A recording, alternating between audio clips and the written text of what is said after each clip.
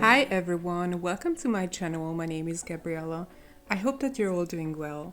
In today's video, I will be doing two tiny sketches in my A6 art creation sketchbook using watercolors and colored pencils. The sketches are based off of pictures that I took in Nafpaktos, Greece, where I spent one night only, arriving late in the evening and leaving early morning, so I didn't have too much time to actually get to know the place, which I kind of regretted because this was one of my favorite places to stay in Greece. I mean, imagine waking up to this.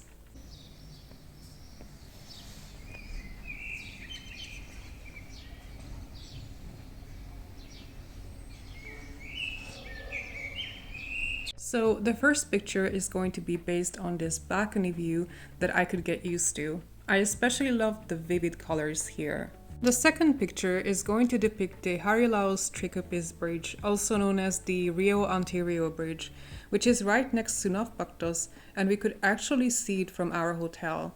Here's a not so great photo I snapped with my phone. The Rio-Antirrio Bridge is actually an engineering marvel.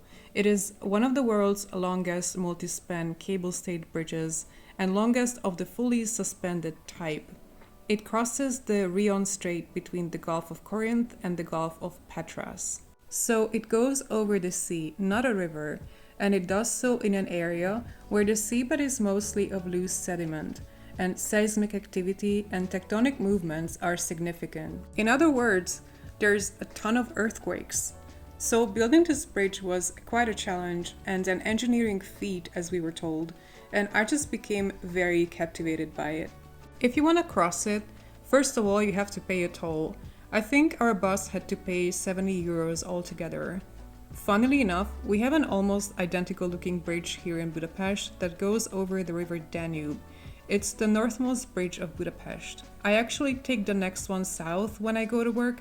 Anyway, lots of rambling. Let's go back to the actual painting.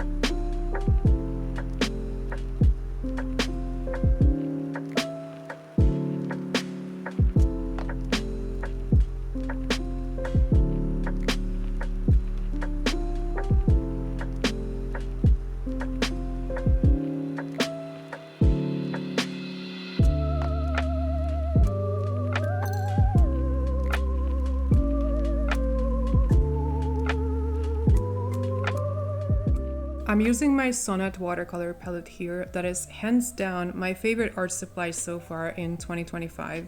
Beautiful paints for a very affordable price. I just finished recording a review for it that will be coming out soon. I recently replaced 4 of the colors though. I added some new ones from the White Nights range. One is called Chromium Cobalt Mist, which I used a lot in the background to paint the hills in the distance.